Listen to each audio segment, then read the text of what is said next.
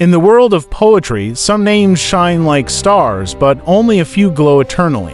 One such name is Mirza Asadullah Khan Ghalib. His words have traveled centuries, carried by hearts that found their own stories within his verses. Today, we explore the life, struggles, genius, and timeless legacy of a man who redefined Urdu poetry.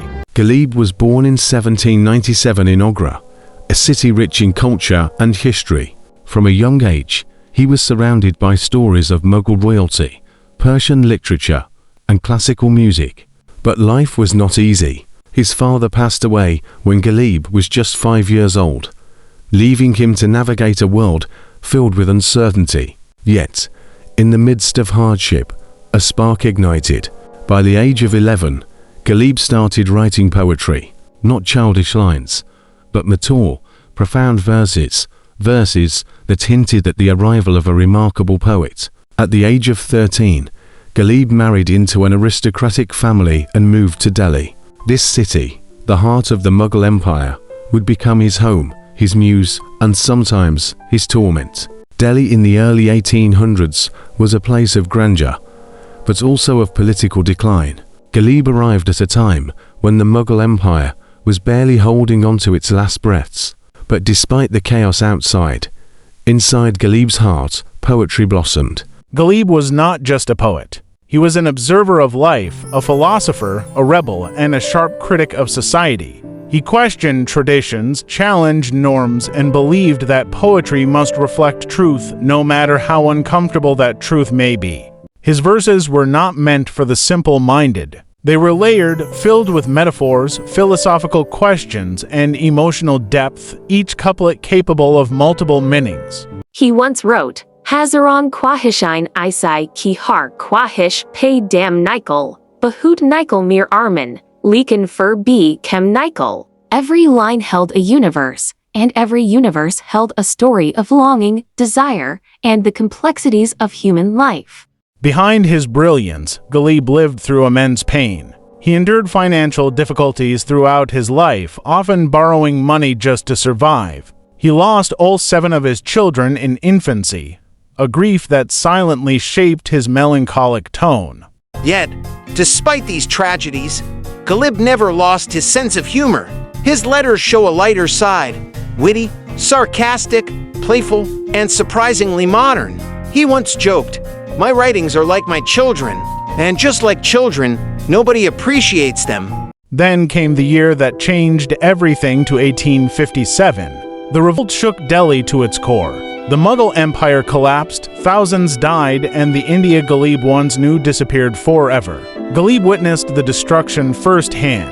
He saw the streets of Delhi drenched in fear and sadness. He saw poets, scholars, and friends disappear. The cultural heart of India was torn apart. In his letters, he wrote with a trembling heart, documenting the fall of an empire with painful clarity. His words became historical evidence, honest, raw, and unforgettable. Though we celebrate Ghalib as the greatest Urdu poet, he himself believed his Persian poetry was superior. He claimed that his Urdu work was appreciated only because people did not understand his Persian writings deeply enough. But time proved differently. His Urdu ghazals became the foundation of modern Urdu poetry. Every generation finds new meanings in them. Consider this couplet, Dili nadan tu jaichu a kya hai. Akar is his dard ki dawa kya hai. Simple words, infinite emotions. The genius of his poetry. Ghalib's poetry stands out for 3 reasons: depth, universality, and emotional honesty. His verses often explore themes such as love, spirituality, existence, loneliness, and the contradictions of life. He had the rare ability to describe complex emotions in the simplest way, a gift only a few poets possess. He wrote, "Ishq parzer nahin, hayya wo adish Ghalib. Jo lage na lage, baje na bain." This couplet alone captures the uncontrollable nature of love, something felt by people across languages and cultures. Ghalib as a thinker and humorist beyond poetry, Ghalib's letters transformed Urdu prose. He wrote freely, naturally, without formal structure, making his letters a reflection of everyday speech. They were humorous, sharp, honest, and filled with life. His letters are considered the earliest form of modern Urdu storytelling, a bridge between classical and contemporary literature. Final years.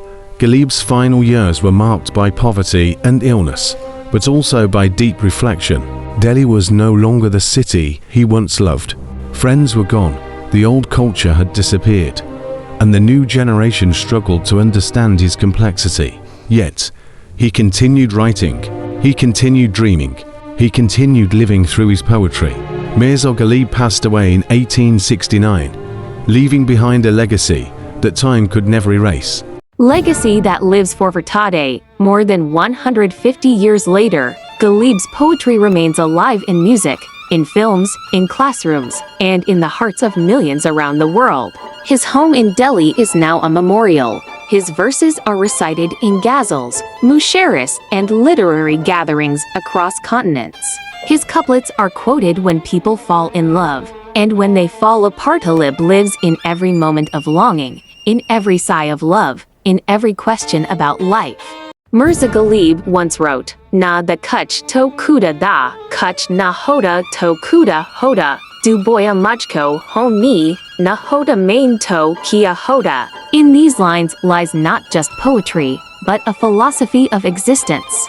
Ghalib's words remind us that life is beautiful, painful, complex, and endlessly mysterious. And as long as hearts feel, as long as souls search, Ghalib will remain eternal.